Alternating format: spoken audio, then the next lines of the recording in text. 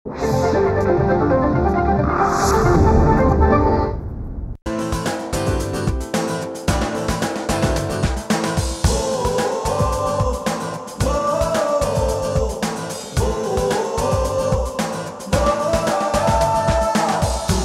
से झुके नहीं, कदम कभी डिगे नहीं।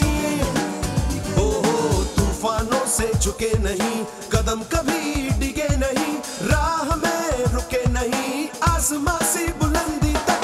कोशिश से कामयाबी तक, कोशिश से कामयाबी तक, कोशिश से कामयाबी तक, कोशिश से कामयाबी तक, कोशिश से कामयाबी तक। नमस्कार दोस्तों, मैं किरण जुनेजा फिर एक बार हाजिर हूँ आपके अपने शो में जिसका नाम है कोशिश से कामयाबी तक। ये मेरी कोशिशों का असर ही है कि मैं आपसे फिर रूबरू हो रही हूँ। दोस्तों, आप में और हम में कोई ना कोई ऐसा हुनर होता है जिसमें हम महारत हासिल करते हैं, पर हमारे आज के मेहमान में कई हुनर हैं। वो मॉडल भी हैं, एक्टर भी हैं, सिंगर भी हैं और राइटर भी हैं। और उनके लुक्स, उसके बारे में क्या कहना। कितनी लड़कियां अब तक कुर्बान हो चुकी होंगी। आखिर कौन है ये गुड लुकिंग, हैंडसम और टैलेंटेड इंसान? आइए देखते हैं। एवी प्लीज। हमारे आज के मेहमान का जन्म 22 अगस्त सन 1974 को उत्तर प्रदेश में एक मध्यम वर्गीय परिवार में हुआ। परिवार में ज्यादातर लोग आर्मी से जुड़े हुए थे और हमारे मेहमान कलाकार का इरादा भी आर्मी में ही जाने का था। पर कहते हैं ना कि वही होता है जो मंजूर खुदा होता है। आखिर किस्मत इन्हें फैशन की दुनिया में ले आई और बहुत जल्द ही ये देश के जाने माने मॉडल बन गए। देश का शायद ही कोई ऐसा बड़ा डिजाइनर होगा जिसके लिए इन्होंने मॉडलिंग न की हो। और फिर एक दिन फिल्मों के ऑफर भी आने शुरू हो गए। कुछ ही समय में इनके अंदर के गायक ने भी करवट ली। तेरी नजर ने छुआ इस तरह, बहका हुआ मैं खो चला। और इन्होंने अपने कुछ और दोस्तों के साथ मिलकर भारत का पहला बॉयज बैंड बना डाला, जिसे सुनने वालों ने बहुत बहुत पसंद किया। इसी दौरान टीवी इंडस्ट्री की नजर इन पे पड़ी और टीवी के बहुत बड़े और नामचीन प्रोडक्शन हाउसेज ने इन्हें एज अ हीरो कास्ट कर लिया। बस फिर क्या था, ये खूबसूरत और हैंडसम हंक घर घर का दुलारा और रातों रात हर लड़की के सपनों का राजकुमार बन गया। हमारे आज के मेहमान हैं मॉडल, सिंगर, एक्टर और राइटर सुधांशु पांडे। तो ये थे सुधांशु पांडे। आइए उनका स्वागत करते हैं। आइए सुधांशु जी। नमस्ते। बहुत खुशी हुई तुमसे मिलकर आज सुधांशु। अपने बचपन के बारे में सबसे पहले हमें कुछ बताइए। हमने सुना है कि आप यूपी में जन्मे बड़े हैं जी। तो यूपी से आपका मतलब यहाँ आना, तो पहले बताइए बचपन के बारे में। मैं यूपी में पैदा पला बढ़ा, जैसा आपने अभी मेंशन किया। और यूपी का वो हिस्सा जो आज की डेट में उसे लोग उत्तराखंड के नाम से जानते हैं। और आज बड़े प्राउडली जब कोई मुझे पूछता है कि आप कहाँ के हैं, तो मैं बोलता हूँ कि मैं यूके का हूँ। तो लोग पहले तो चौंक जाते हैं कि अरे आप यूके में बोलो, आपके एक्सेंट में नहीं। हाँ, क्योंकि मैं उत्तराखंड वाले यूके से आता हूँ। तो मेरी पैदाइश यूपी में हुई, परवरिश यूपी में हुई। मेरे फादर रेलवे से रिटायर हुए थे और मैंने अपनी एक ख़ास पढ़ाई जो करी थी वो आर्मी स्कूल में की थी। और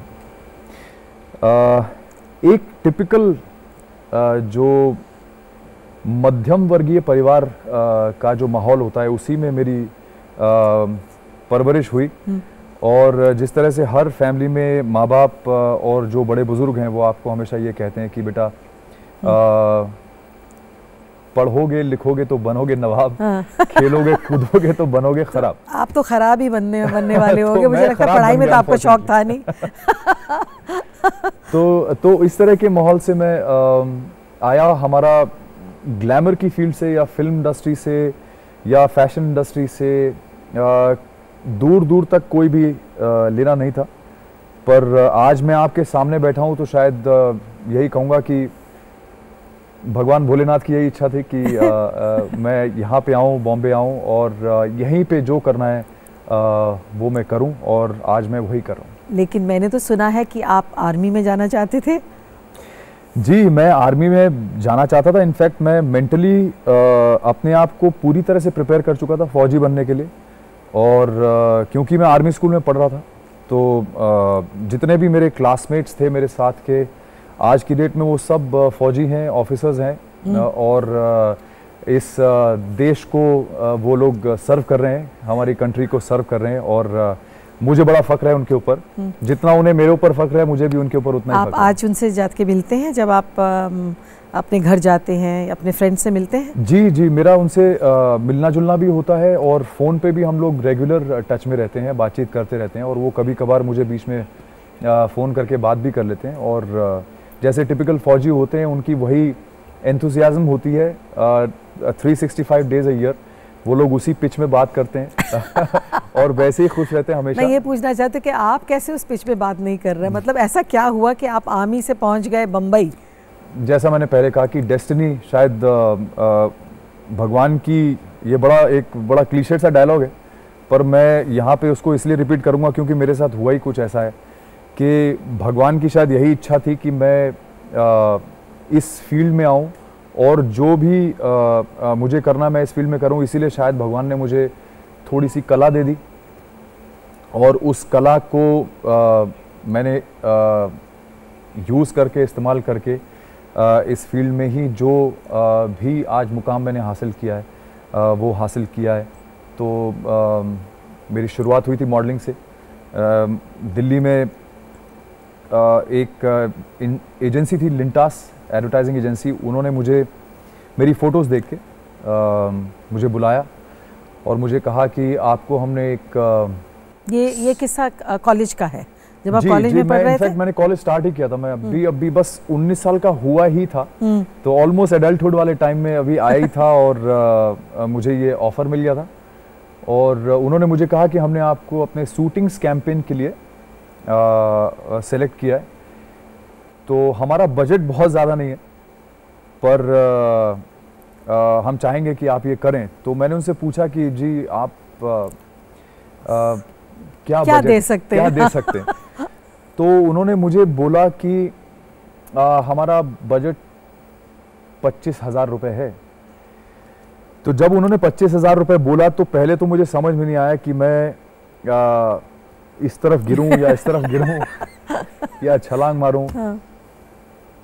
उन्होंने ये तो कह दिया कि हमारा बजट ज्यादा नहीं है, लेकिन उनको ये पता नहीं था कि तुम्हारे लिए, हमारे लिए 25,000 कितना मायना रखता है। के लिए जिद करता है अपने माँ बाप से, उसको आप सामने से 25,000 रुपये बोल रहे हैं और ये भी कह रहे हैं कि बजट ज़्यादा नहीं है। तो ये मेरा पहला पे ऑफर था, और क्योंकि मैं इस तरह के काम में आया जिस काम को करने में मुझे बहुत मज़ा आया। मैं जब शूट कर रहा था तो मुझे शूट करने का पहला जो मौका मिला वो एक लेजेंडरी फोटोग्राफर मिस्टर अशोक सेलियन, उनके साथ मैंने वो कैंपेन शूट किया था और लद्दाख में शूट किया था। तो मेरी जिंदगी के बहुत सारे फर्स्ट जो बोलते हैं ना, पहले एक्सपीरियंस वो इकट्ठे हुए। नहीं, आपका लकी रहे आपकी, आप एक बहुत बड़ी एजेंसी से आपको ब्रेक मिला, और बड़ी एजेंसी होने की वजह से नेचुरली कैमरामैन आपको बेस्ट सपोर्ट मिली, best of all the fields, you know, because आपका शुरुआत एक सही एजेंसी और एक बड़ी लेवल वाली एजेंसी से हुई। अच्छा, ये बताइए कि जब आपको ये पैसे मिले तो आपने उन पैसों से क्या किया? आप अपने घर लेके गए, आपने क्या किया? मैं एक्चुअली उस समय जब पैसे मुझे मिलते थे तो मैं as a mark of love और अफेक्शन और रिस्पेक्ट और that wish to give something to the parents, मैं हमेशा कुछ ना कुछ अपने माँ बाप के लिए लेके जाता था, खरीदता था। कभी बाहर में अगर ट्रैवल करता था, आउट ऑफ कंट्री जाता था, तो कुछ ना कुछ, जैसे मैं अपने फादर के लिए एक वॉच ले आया कोई अच्छी, मम्मी के लिए कुछ ले आया। तो I used to always keep doing that, because I think हर बच्चे की इच्छा होती है कि वो अपनी पहली सैलरी में से या जो भी उसको पैसे मिलते हैं उसमें से वो कुछ अपनी माँ के लिए खरीदे, अपने फादर के लिए खरीदे। अच्छा, मैंने ये सुना है कि आप आपने जो एक दिन में कमाया वो आपके फादर की सैलरी से भी ज़्यादा था? बहुत ज़्यादा तो, था, बिकॉज मेरे फादर गवर्नमेंट सर्वेंट थे और सभी लोग जानते हैं कि आप सरकार में कितने भी बड़े ऑफिसर बन जाएं, आपकी सैलरीज बड़ी लिमिटेड होती हैं। आप लोगों के पर्क्स बहुत होते हैं, सरकार आपको पर्क्स बहुत देती है, बट सैलरीज बड़ी लिमिटेड होती हैं। हम लोग हमेशा रहते थे अच्छे घरों में, बड़े घरों में जिसमें आगे पीछे खेत होते थे, गार्डन होते थे, नौकर चाकर होते थे, बट सैलरीज बड़ी लिमिटेड होती थी। तो मेरी जो पहली जो पेचेक मैंने अभी आपको मेंशन किया, वो मेरे फादर की सैलरी से कहीं कहीं ज़्यादा था। तो उस समय मुझे लगा कि यार ये कैसा इंसाफ है कि मुझे इतनी कम उम्र में इन्होंने इतना पैसा ऑफर किया, और अगर यही सच है तो क्यों ना मैं ये काम करना सीरियसली करना शुरू करूं और ये काम मैं कंटिन्यू करूं, ताकि मैं बहुत अच्छे पैसे भी बना सकूं। और मुझे इस काम को करने में इतना मज़ा आ रहा है कि ये तो मैंने कभी नहीं सोचा था कि मैं जो काम करूंगा उस काम को करने में मज़ा भी आएगा, उस मज़े करने के लिए पैसे भी मिलेंगे। अच्छा, ये बताइए कि जब आपने मॉडलिंग शुरू की तो आपके मदर फादर का क्या रिएक्शन था? उन्हें लगा कि अब ये लड़का क्या कर रहा है ज़िंदगी में, या मतलब क्योंकि हर मिडिल क्लास फैमिली की एक इच्छा ऐसे होती है बच्चों से, बेटों से, कि डॉक्टर बन जाए, इंजीनियर बन जाए, आईएएस ऑफिसर बन जाए। तो आई एम श्योर आपके फादर या मदर ने भी यही सोचा होगा कि हमारा बेटा यही कुछ करेगा। आई नो आप आर्मी में जाना चाहते थे, बट उसके बियॉन्ड सडनली वो एक ऐसे फील्ड में चला जाए जो जिसकी कि उन्होंने कभी संभावना भी नहीं की थी, तो पेरेंट्स का रिएक्शन कुछ अलग सा होता है। तो आपके केस में क्या हुआ? मेरे माँ बाप को शुरू में इस चीज़ से रिलेट करना थोड़ा सा मुश्किल हुआ था। उनको ही नहीं, मुझे खुद भी हो रहा था, तो उनका तो ऑब्वियसली बहुत मुश्किल था उससे रिलेट करना, क्योंकि मॉडलिंग एक ऐसा ये भी नहीं पता था कि इसको हम प्रोफेशन कह सकते हैं या नहीं कह सकते हैं उस ज़माने में। उनको ये समझ में नहीं आ रहा था कि ये मॉडलिंग करेगा, एक बार करेगा, 2 बार करेगा, बट ये क्या ये करियर तो नहीं बन सकता। उनको नहीं पता थी। बट एक बार जब मैंने ये कैंपेन किया, मेरा फर्स्ट कैंपेन जो था, और उन्होंने देखा कि मैं कितने अच्छे लोगों के साथ काम कर रहा हूँ, और उसके बाद जब वो कैंपेन रिलीज़ हुआ था तो मेरा जो पहला एड आया था वो एक टाइम मैगजीन जो है उसमें सेंटर स्प्रेड आया था, डबल पेज।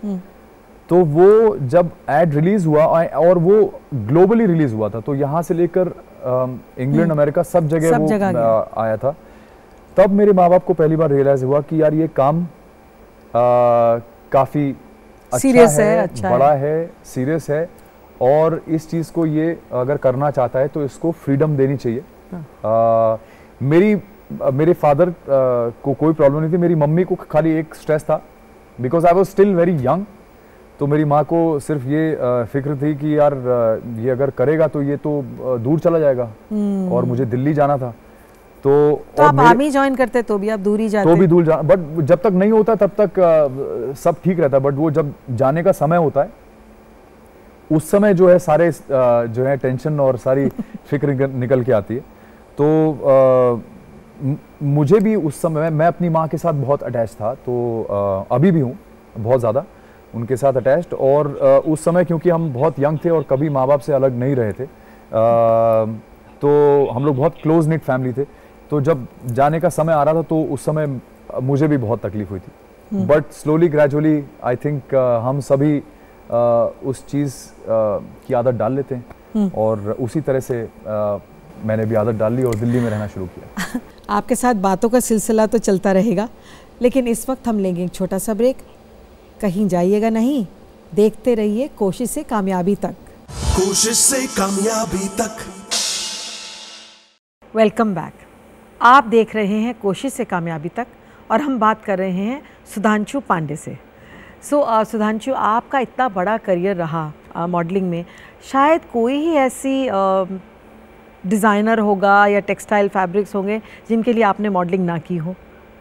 जी, मैंने एक्चुअली जब मैंने शुरुआत की थी तो जैसा कि सभी लोग जानते हैं, दिल्ली में फैशन इंडस्ट्री बहुत स्ट्रांगली इस्टेब्लिश्ड है, क्योंकि वहाँ जो हमारे हिंदुस्तान के जो सबसे टॉप डिज़ाइनर्स हैं उनमें से करीब 80% वहाँ पे रहते हैं। रोहित बाल, जिनको सब गुड्डा के नाम से जानते हैं, जे वलाया है, आशीष सोनी हैं, इसी तरह से बहुत सारे डिज़ाइनर्स हैं जो वहाँ पे जो दिल्ली में रहते हैं। तो मैंने उस समय ऑलमोस्ट हर डिज़ाइनर के लिए काम किया, सबके लिए शूट भी किया और सबके लिए शोज़ किए, कुछ इंटरनेशनल शोज़ भी किए, जैसे जॉन फ्रैंको फेरे का एक बार शो हुआ था तो उनके लिए मैंने ऑडिशन किया था। इनफैक्ट उन्होंने यहाँ पे आके हर टॉप मॉडल को ऑडिशन किया था, इंक्लूडिंग जैसे राहुल देव, मिलिंद सोमन, सब जितने भी बड़े मॉडल्स थे, तो हम सबको ऑडिशन करके उन्होंने अपने शो के लिए लिया था। So I did a show for Phere also in Delhi. गबाना के लिए मैंने शो किया, हेमंत त्रिवेदी के लिए काम किया। तो बहुत सारी चीज़ें, बहुत सारे शोज़, बहुत सारे डिज़ाइनर्स और बहुत सारे फैब्रिक्स मैंने। अच्छा ये बताइए, आपको stage shows as in fashion shows करना ज़्यादा पसंद है कि आप स्टिल्स एंड जो कमर्शियल्स बनाते हैं हम वो ज़्यादा पसंद करते हैं? किरण जी, हर चीज़ का ना अपना एक कहना चाहिए अपना एक मज़ा होता है, एक अपना स्पेस होता है। तो उस समय क्योंकि मैं सिर्फ मॉडल था तो मुझे रियलाइज़ नहीं हुआ, बट आज की डेट में अगर कभी मैं किसी के लिए रैंप पे चलता हूँ या तो मुझे रियलाइज होता है कि कितना एक्चुअली उसमें भी there is so much fun, you know, interaction with the audience. It's like film करना और थिएटर करना। करेक्ट। तो द रैंप वॉक एक थिएटर की तरह है, बिकॉज आपका ऑडियंस के साथ एक डायरेक्ट कनेक्ट होता है। और दूसरा ये कि एक there is a certain attitude that you have when you are walking on the ramp, and जब आप कपड़े किसी के पहन रहे हैं और डिस्प्ले कर रहे हैं तो उस कपड़े के हिसाब से आपका बॉडी का जो लैंग्वेज है वो थोड़ा चेंज होता है, वो एटीट्यूड चेंज होता है, और उसको आप जब रैंप पे डिस्प्ले करते हैं तो it's a lot of fun, you know, it's a lot of fun. It feels very good. मुझे इतना फन नहीं लगता आज का मॉडलिंग, क्योंकि जब हमारे time, I also started off as a model जी, एंड जब हमारे टाइम में फैशन शोज करते थे तो हमारे कोरियोग्राफ्ड होते थे। तो एक प्रॉपर रिहर्सल्स होती थी हमारी, जहाँ हमें डांस स्टेप सिखाए जाते थे, and it was like a performance, okay, like a proper performance. और ऑल्सो हमें कहा जाता था कि आप सारे दांत दिखाइए अपने, स्माइल, यू नो, स्माइल। आज के मॉडल्स जो हैं, एक तो स्ट्रेट वॉक है, there is nothing to do it, आप आते हैं, चलते हैं और वापस चले जाते हैं, देयर इज नो इंटरेक्शन। एक मॉडल का दूसरे मॉडल के साथ इंटरेक्शन नहीं है। हमारा एक कम्युनिटी होती थी, जैसे स्टेज पे एक शो होता था, एंड ऑल्सो आई फाइंड कि कोई स्माइल नहीं करता, हर कोई ऐसे डेड से ऐसे एक्सप्रेशन बना के चलते हैं। आई थिंक ये हमारे जो शोज हैं, मॉडल्स हैं, ये हमारे अपने अपने टाइम को डिपिक्ट कर रहे हैं। आपके टाइम में शायद लोग बहुत ज़्यादा खुश थे, बहुत ज़्यादा इंटरेक्टिव थे, और आज की डेट में कोई किसी को देखना पसंद नहीं करता, तो शायद इसलिए लोग सीधा मुंह करके चलते हैं। आई डोंट नो, बिकॉज़ मुझे लगता है कि हर सब इमांसिएटेड, थोड़े भूखे, यू नो, पतले थे एकदम, body structures have changed. हमारे टाइम में full bodies were in, we were normal, we were not fat but we were normal. आज मतलब anorexic होना पड़ता है आपको, आप खाना मत खाइए कुछ, especially for the girls. आप एक हैंगर की तरह कपड़े टांग दो और आप चल रहे हैं। Actually that's how they are supposed to be. They're supposed to be like hangers. Like hangers. So हमारे टाइम में ऐसा नहीं था. We used to smile, we used to laugh, हमारा interaction होता था. You know, we would be lifted. It was almost like a proper choreographed dance movement. So it was really fun. कभी African गैम्बो type हम बन जाते थे, तो कभी हमारा वेस्टर्न आए, तो कभी इंडियन पे हम लचकते थे, तो it was a very very different fun kind of a musical laugh, जैसे बोले वो, it's almost like every fashion show used to be like that. मतलब पार्टली वॉकिंग और पार्टली होता था डांस होता था। अभी तो बिल्कुल everything has change, it's so much easier to model today, because आपको खाली चलना है, कुछ करना नहीं। तो एनीवे, मॉडलिंग की तो हमने काफ़ी बातें कर ली। अब ये बताइए कि मॉडलिंग से फिल्मों का सफ़र कैसे शुरू हुआ और क्यों शुरू हुआ? मैं दिल्ली से जब बॉम्बे शिफ्ट हुआ था, तो बॉम्बे आने के बाद भी मैंने मॉडलिंग कंटिन्यू करी कुछ समय के लिए, और मैंने यहाँ पे आने के बाद दो एक कमर्शियल्स किए थे, टेलीविज़न कमर्शियल्स किए थे, और जो मेरा पहला कमर्शियल था जो बहुत ज़्यादा हिट हो गया था उस समय पे, वो एक कमर्शियल था, एक बियर का ऐड था, और उसका ब्रांड का नाम था सैन मिगेल बियर। तो सैन मिगेल बियर में मेरे साथ जो फीमेल मॉडल थी नीना मैनुअल, उस समय उसका काफ़ी अच्छा, वो उस ऐड से उसका भी बहुत अच्छा नाम हो गया था। But my director Kunal Kapoor, Shashi Kapoor साहब के जो बेटे हैं, जिन एड फिल्म वालाज जो चलाते हैं, कुणाल ने वो फिल्म डायरेक्ट करी थी, कमर्शियल डायरेक्ट किया था, और अशोक मेहता साहब उसके कैमरामैन थे। So the ad came out, turned out really really brilliant, and उसका कॉन्सेप्ट कुछ ऐसा था कि वो ऐड इतना फेमस हो गया कि मुझे उसकी वजह से बहुत सारे कॉल्स आने लगे, बहुत अलग अलग कमर्शियल्स के लिए भी और शोज़ के लिए भी। बट एक ऐसा कॉल आया मुझे कॉल किया, मतलब मेरा ही एक दोस्त है जिसके भाई हैं अक्षय कुमार साहब। तो अक्षय ने वो ऐड देखा था और उस समय एक फिल्म की तैयारी चल रही थी जो नीरज वोरा, जो अभी रिसेंटली एक्सपायर हुए, बहुत ही ब्रिलियंट राइटर थे, एक्टर भी बहुत ब्रिलियंट थे, और उनकी ये पहली फिल्म एज अ डायरेक्टर थी नीरज की। जो वो बनाने जा रहे थे, उस फिल्म का नाम था खिलाड़ी 420, जो कि मेरा डेब्यू था। तो मुझे अक्षय ने एक्चुअली बुलाया था। अक्षय ने अपने भाई को बोला था कि यार वो अपने दोस्त को बुला ले, अगर if you would like to do a film, तो मैं मिलवाना चाहूँगा नीरज से। तो मैं मिलने गया, अकी पाजी से भी मिला और नीरज भाई से भी मिला था मैं, और वहाँ पे सब चीज़ें फाइनल हो गई। तो मेरा फिल्म्स का सफ़र वहाँ से शुरू हुआ और तब जाके मैंने एक्टिंग का अपना करियर शुरू किया, और वहाँ से फिर धीरे धीरे करके मैं एक्टिंग में और ज़्यादा जुड़ता चला गया।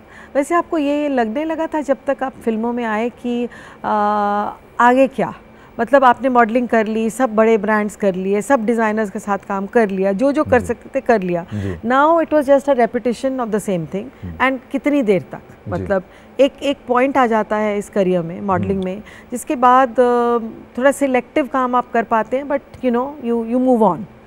तो आपको ऐसा लगने लगा था, या आपके मतलब बिफोर ऐसे पीरियड में पहुंचने से पहले ही आपको फिल्म ऑफर मिल गई? मुझे एक्चुअली ये काफ़ी जल्दी ही ऑफ़र मिल गया था, और before I knew I was already doing my first feature film, और साथ ही साथ actually that time simultaneously I was also doing a show. Television के लिए भी मुझे 2 शोज़ मिल गए थे, एक्चुअली साइमल्टेनियसली मिले थे वो भी। तो साथ ही साथ मैं इन सब चीज़ों की शूटिंग कर रहा था, तो suddenly there was so much work कि मुझे ये सब सोचने का मौका नहीं मिला। और before I knew I was already shooting for B.R. Chopra साहब का एक शो था फॉर दूरदर्शन, जिसके लिए मैं शूट कर रहा था, जो कि सीरीज़ डायरेक्टर थे रवि चोपड़ा साहब, लेट रवि चोपड़ा साहब, और राजू देसाई उसके डायरेक्टर थे। और एक और शो जो बालाजी का पहला शो था, जिससे Balaji came into that glossy era, a show called Kanyadaan. तो उसमें I played the main lead, and this B.R. Chopra में I played the main lead, and I was playing a parallel hero to Akshay Kumar in Khiladi 420। So all these things happened at the same time, and I was so young that time that I didn't even think कि मैं क्या कर रहा हूँ, क्या नहीं कर रहा हूँ, क्या मुझे करना चाहिए, आगे क्या होगा, कैसे करना है, कुछ पता नहीं था। I was just, I think, going with the flow, and I was in the middle of everything, so I think I was just enjoying the process that time. अच्छा, ये बताइए कि इतने बिजी थे आप, फिर उसके साथ साथ अपने बैंड ऑफ बॉयज़ भी शुरू कर दिया, तो एक्टिंग के बीच में इतना सब कुछ हो रहा है आपकी ज़िंदगी में, तो आपको ये सोच कहाँ से आई कि अब मुझे म्यूज़िक में भी कॉन्सेंट्रेट करना है और मुझे म्यूज़िक में कुछ करना है? और क्या आप बचपन से गाते थे, मतलब कैसे आपने ये बैंड शुरू किया? एक्चुअली मुझे गाने का शौक बचपन से था, बट मुझे कभी ये रियलाइज़ नहीं हुआ कि मैं शायद अच्छा गाता हूँ। मुझे सिर्फ ये पता था कि मैं गाता हूँ, और मुझे किशोर दा के गाने, R.D. बर्मन साहब के गाने सुनकर उनको गाना बड़ा अच्छा लगता था। मुझे सिर्फ इतना मालूम था कि जब मैं गाना गाता हूँ और थोड़ी देर ज़्यादा अगर गा लेता हूँ, तो मेरी माँ मुझे डांटती है कि चुप कर जा हुन, बस कर, रहने दे, so she used to scold me in Punjabi, and because she is a Punjabi, and so she used to get बहुत पक जाती थी मेरे गाना सुन के। तो मुझे सिर्फ इतना मालूम था कि मुझे गाने का शौक है, और मुझे सिर्फ उतनी देर गाना चाहिए जितने में मम्मी से डांटना पड़े।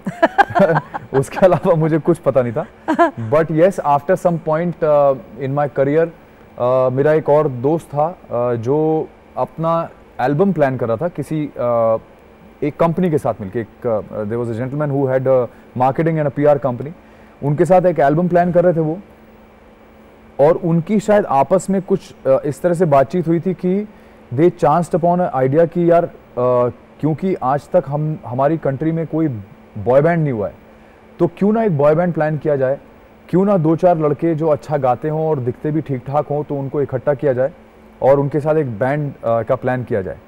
तो ये दोस्त जो था वो जानता था कि मैं गा लेता हूँ, और मुझे बार बार ये बोलता था कि तुझे गाना चाहिए यार, तुझे गाना चाहिए।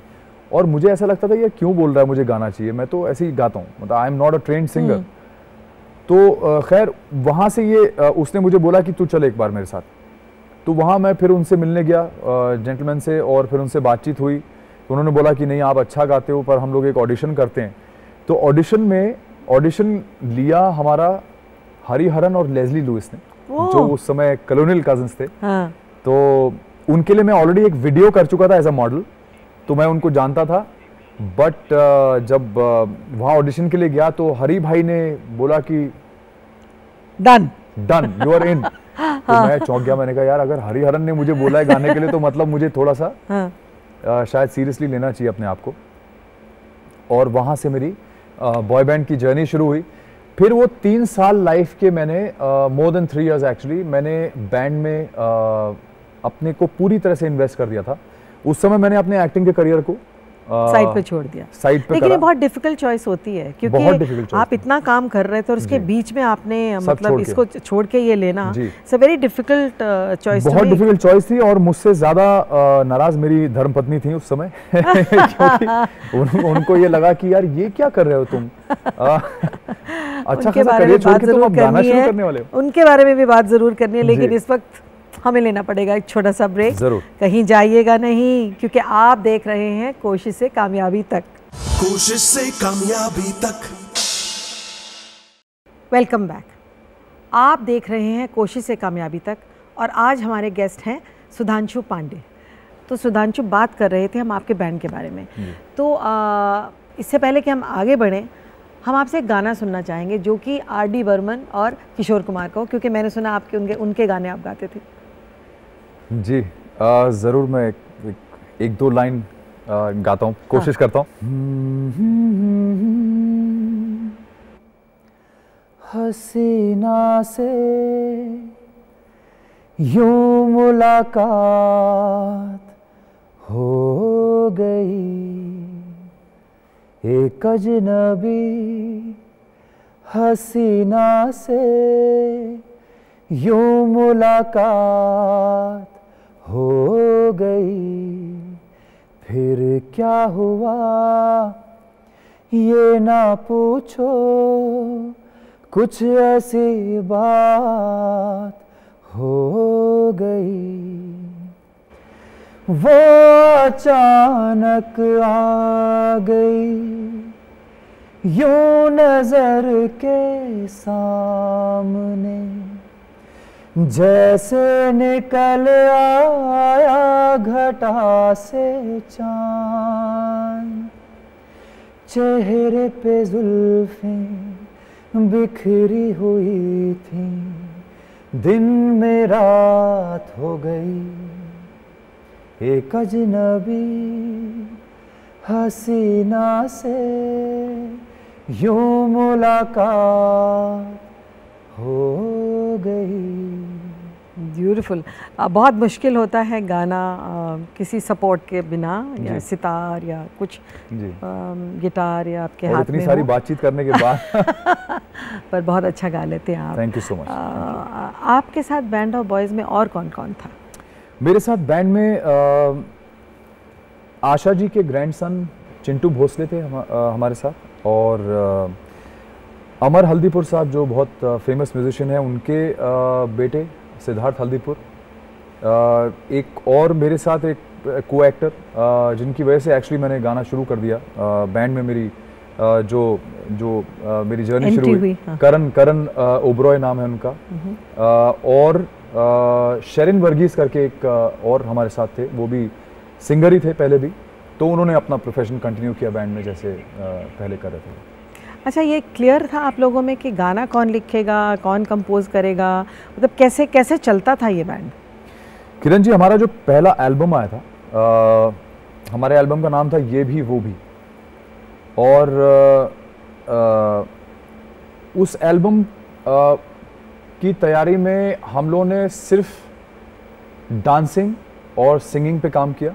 उस एल्बम को कंपोज किया था लेस्ली लुइस ने, तो सारे गाने उन्होंने कंपोज किए थे, आवर फर्स्ट एल्बम। और उसके बाद हम लोगों ने एक फिल्म बनाई थी जिसमें हमारे पूरे बैंड के ऊपर, एक बैंड को लेकर हमने एक फिल्म बनाई थी जो हम लोगों ने खुद भी प्रोड्यूस करी, म्यूजिक भी हमने खुद ही प्रोड्यूस किया था उसका।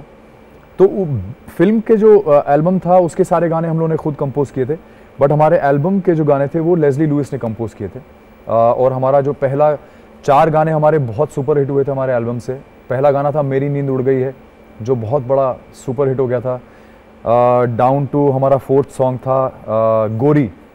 गोरी हमारा बहुत फेमस, आज तक ये गाने कॉलेज के बच्चे बाय विद लिरिक्स जानते हैं, तो I think it was one of the biggest successes.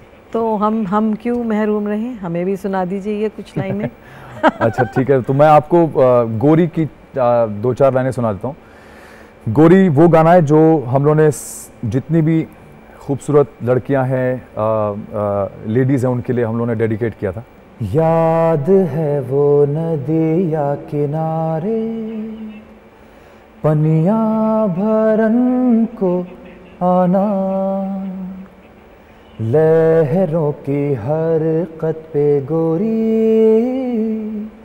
हल्के से वो घबराना, नाजुक पैरों का तेरे एकदम से फिसल जाना, मेरी बाहों में तेरा गिरना धीरे से शर्माना, चाहा तुझे है जहां से भी ज्यादा, तू ही मेरा प्यार गोरी, तू ही मेरा प्यार, पालो तुझे तो पालू जग सारा, तू ही मेरा प्यार गोरी, तू ही मेरा प्यार, तू ही मेरा प्यार गोरी, तू ही मेरा प्यार।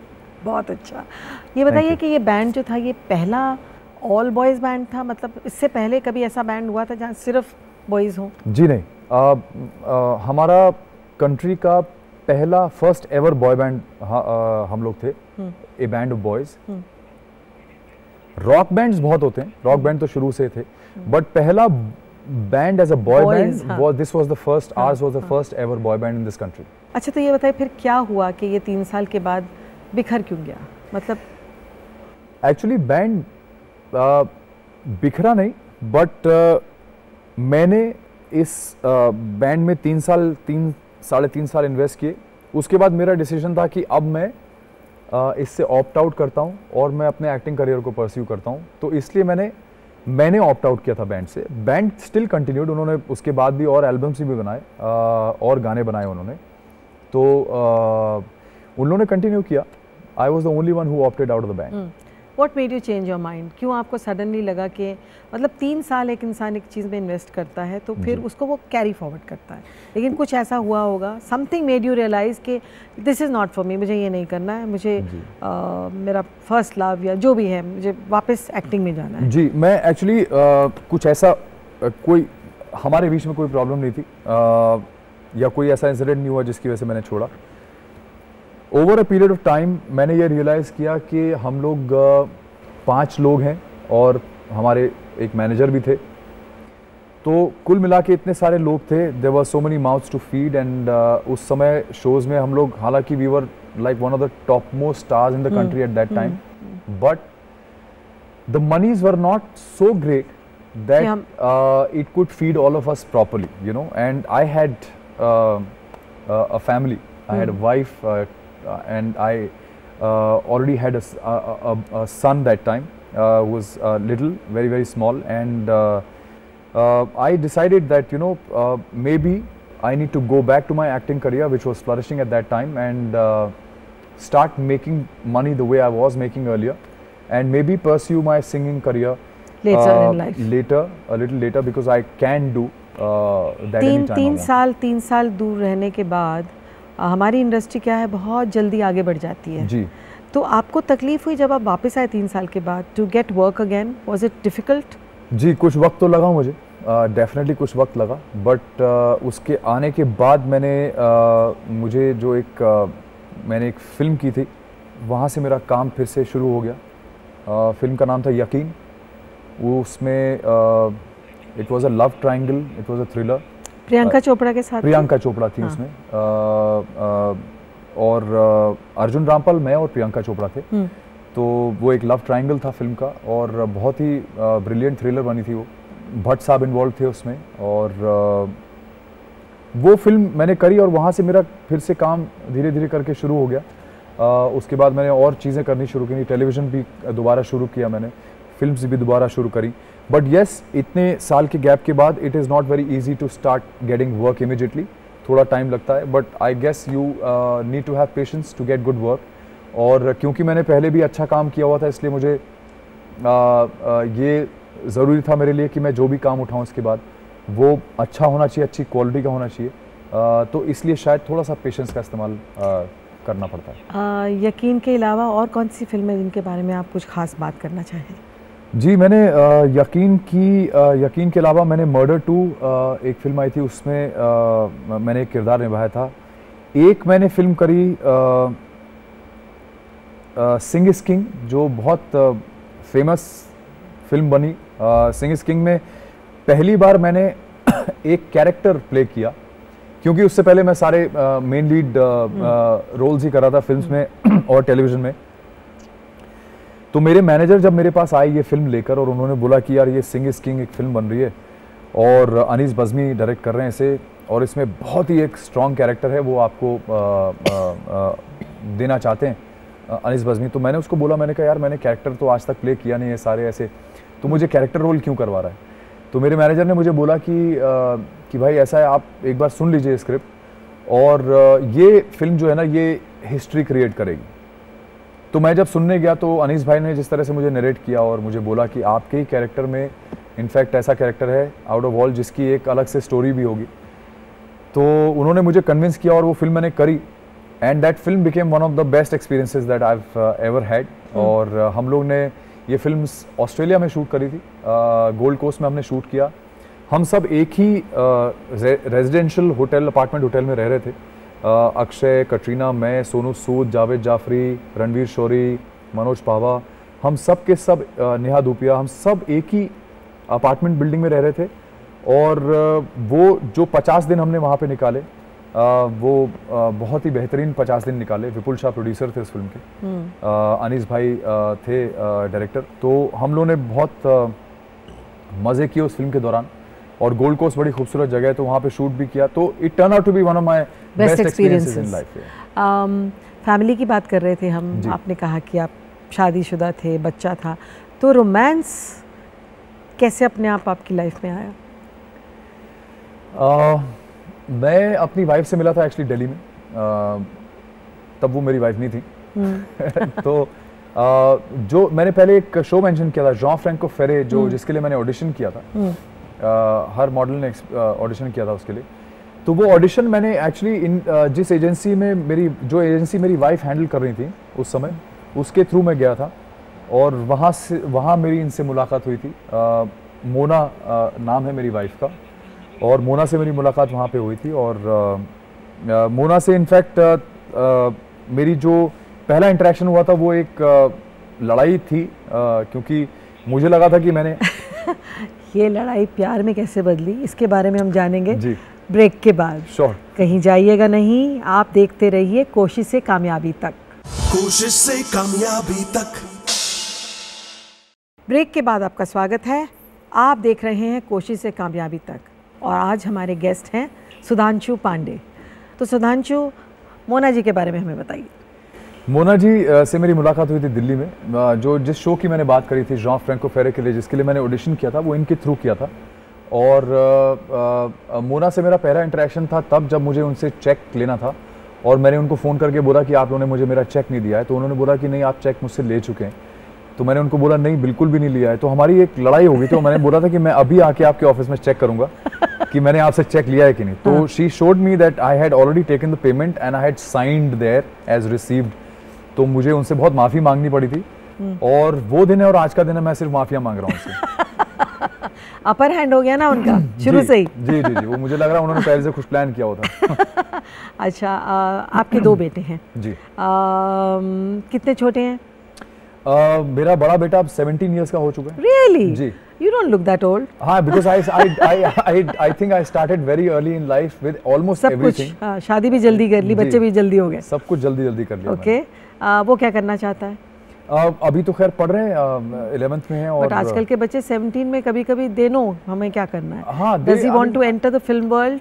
या Yes, I think because film industry के बच्चे हैं तो फिल्म इंडस्ट्री से जुड़े ही रहेंगे किसी ना किसी तरह, मुझे तो ऐसा क्या लगता है। करना चाहता है? एक्टिंग करना चाहता है या सिंगिंग या कुछ और? जी वो निर्वाण नाम है उनका, Nirvaan and Vivaan, Vivaan is the younger one. Nirvaan wants to definitely act for sure. तो अभी हालांकि मैंने उनको बोला हुआ कि अभी आपको बहुत प्रिपेयर करना है, बिकॉज आई थिंक आज की डेट में कंपटीशन इतना है कि you got to really prepare yourself, really prepare yourself mentally and physically both, to be able to succeed in any which way in this industry.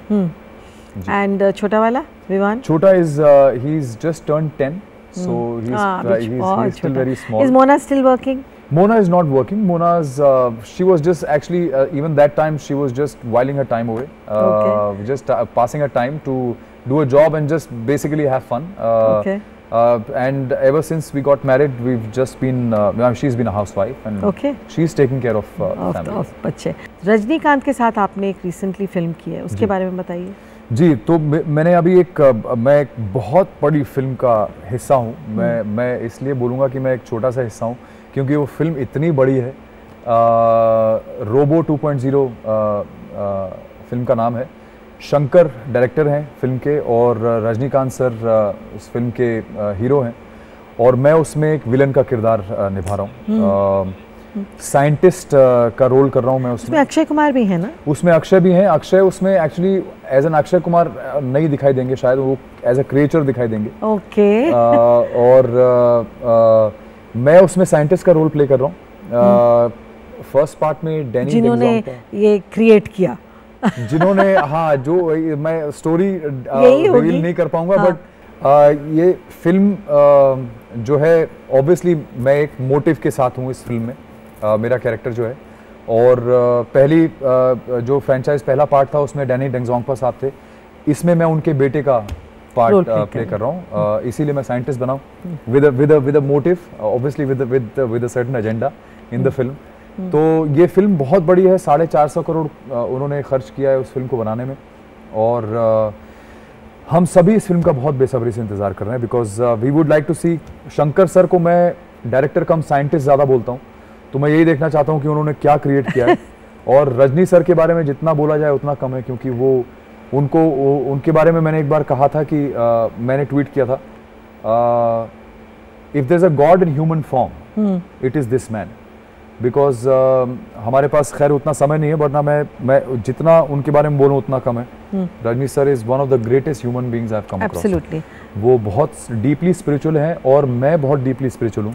हाँ, इसके बारे में मुझे आपसे बात करनी थी। हमारी बाकी बातों में ये बात रहेगी। आपकी लाइफ में एक इंसिडेंट ऐसा हुआ था जिसने आपकी लाइफ चेंज कर दी जी। उस इंसिडेंट के बारे में हमें बताइए। जी, वो इंसिडेंट एक्चुअली एक चीज़ होती है, कंडीशन होती है जिसको बोलते हैं हम पैनिक अटैक। मुझे 2007 में या 8 में शायद पैनिक अटैक हुआ था और आज की डेट में फिर भी लोगों को पता चल चुका है कि पैनिक अटैक एक्चुअली होता क्या है। बट उस समय तो बिल्कुल भी अवेयर नहीं थे, ना मैं अवेयर था ना कोई मेरे आसपास वाला अवेयर था कि पैनिक अटैक होता क्या है। पैनिक अटैक एक ऐसी सिचुएशन है जो इट्स बेसिकली केमिकल इम्बैलेंस होता है दिमाग में और सडनली आप पैनिक करने लगते हैं और आपको पता नहीं होता है कि क्या हो रहा है, मेरे साथ क्या हो रहा है, वो आपको समझ में नहीं आता।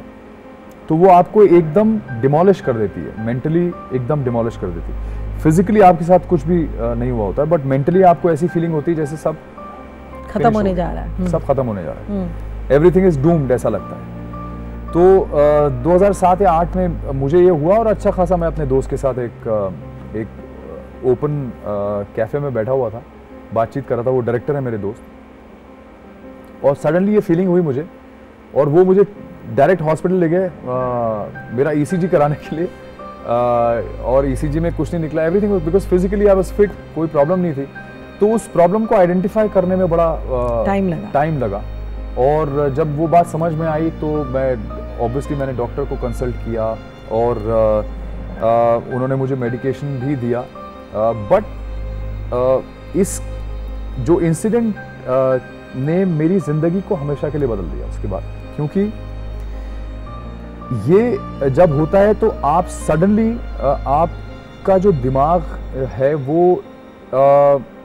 अचानक वो सब चीज़ें देखने लगता है, सोचने लगता है, समझने लगता है जो आज तक आपने कभी सोची नहीं होंगी, क्योंकि वो आपके दिमाग का एक बहुत डार्क और बहुत ही अंधेरा हिस्सा खोल देता है। और जब ऐसा होता है तो आपकी सोच जो है वो बहुत ज़्यादा गहरी हो जाती है।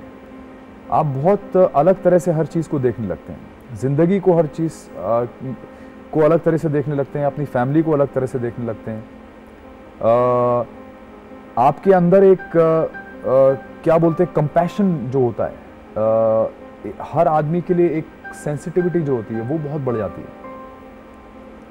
तो मुझे ऐसा लगता है कि ये जो चीज़ मेरे साथ हुई, इसमें क्योंकि मैं भोलेनाथ का भक्त हूँ, शिव की भक्ति करता हूँ, और इस इंसिडेंट के बाद धीरे धीरे करके मेरा जो स्पिरिचुअल साइड था वो बहुत ज़्यादा स्ट्रॉन्ग होता चला गया, क्योंकि मैं अपने कॉन्शियस से बहुत गहराई से जुड़ गया इस इंसिडेंट के बाद।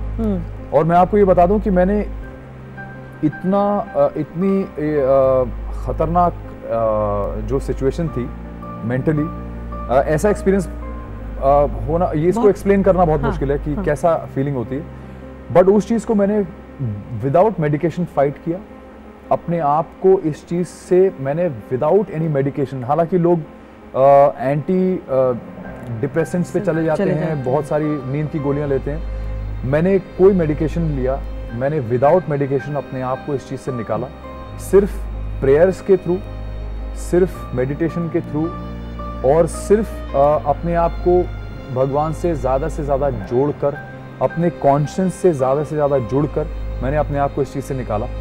और today I am whatever I am today is because of that incident. और मुझे ऐसा लगता है कि आज मेरा जो भी लाइफ में मुझे जितनी भी परिपक्वता मिली है, मैच्योरिटी मिली है, जो भी मेरी सोच है, जिस तरह से भी मैं जितनी गहराई से महाकाल से जुड़ा हूँ, जिनको मैं बहुत ज़्यादा मानता हूँ, भोलेनाथ को जितना भी मैं जुड़ा हूँ, वो शायद उसकी वजह से हुआ है। और मुझे ऐसा लगता है कि ये वो इंसिडेंट्स हैं जो आपकी लाइफ में आते हैं और आपको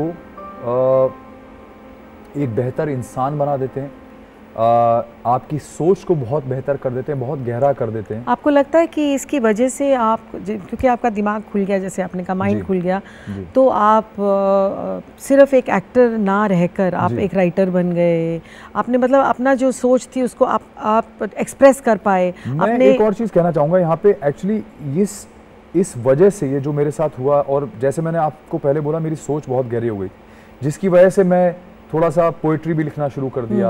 और एज एन एक्टर मुझे इस चीज़ ने बहुत हेल्प करी, बिकॉज उसके बाद किसी भी कैरेक्टर को बहुत गहराई से समझना और उसको उस कैरेक्टर पे काम करना, उसके बारे में सोचना, वो सोच मेरी बहुत चेंज हो गई थी, बहुत गहरी हो गई थी।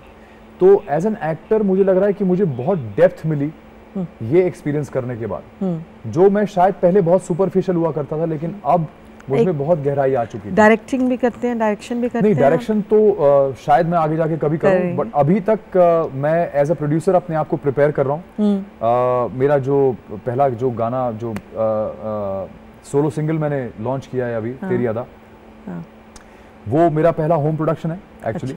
मैंने खुद ही प्रोड्यूस किया है, और मैं फिल्म्स प्रोड्यूस करने की पूरी तैयारी कर रहा हूँ। मेरी स्क्रिप्ट्स जो हैं वो लाइनअप हो चुकी हैं, और मैं अब तैयारी कर रहा हूँ कि मैं आगे फिल्म्स को प्रोड्यूस करूँ। तो ये बताइए मुझे कि मैंने सुना है कि कुछ 1 मिलियन लाइक्स ऑलरेडी आपके गाने को आ चुके हैं। जी, मेरे तो, पहले गाने को मेरा पहला सोलो सिंगल है, उसको 1 मिलियन व्यूज़ मिले हैं। हाँ, तो ये रिलीज़ आपने खुद किया? जी नहीं, ये जी म्यूजिक कंपनी ने रिलीज़ किया है इस गाने को।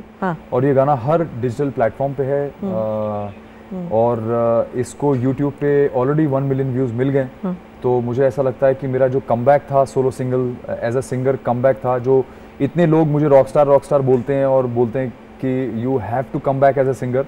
फाइनली जब मैंने कम बैक किया है, तो I think god has been very kind, और मुझे मेरे गाने को 1 मिलियन व्यूज़ ऑलरेडी मिल गए। तो मैं आपको बहुत बहुत मुबारक देती हूँ, and I hope, I wish you all the best. और मैं चाहती हूँ कि आप जो तैयारी कर रहे हैं वो वाला भी, आपका जो प्रोजेक्ट है वो सक्सेसफुल रहे। और टाइम ख़त्म हो रहा है, लेकिन उस गाने की 2 लाइनें सुने बगैर तो हम आपको जाने नहीं देंगे। जी, हालांकि ये गाना बहुत अलग तरह का रेंडिशन है। ये गाना बहुत टिपिकल स्टूडियो वाला गाना है, बहुत हल्की आवाज़ में हंस के साथ गाया हुआ। तो मैं 2 लाइनें गाता हूँ उसकी। तेरी अदा में है वो नशा, बेपरवाह सा दिल हो चला, तेरी नजर ने छुआ इस तरह, बहका हुआ दिल खो चला, बेगानी चाहते ये तेरी अपना मुझे कर गई, जो कह गई आंखें ये तेरी बेकाबू कर गई, तेरी अदा तेरी अदा तेरी अदा तेरी अदा तेरी अदा तेरी अदा तेरी अदा तेरी अदा तेरी अदा। वंडरफुल। बस मैंने जैसे आपसे पहले कहा कि मैं आपको बहुत बहुत बहुत विश करती हूँ, बेस्ट विशेस देती हूँ एंड होप करती हूँ कि आप जो भी प्लान कर रहे हैं उसमें आपको सक्सेस मिले। आपके पास वहाँ एक डायरी पड़ी है, उसमें मैं चाहूँगी कि आप हमारे दर्शकों के लिए कुछ लिखें और अपना ऑटोग्राफ करें। जी ज़रूर, थैंक यू।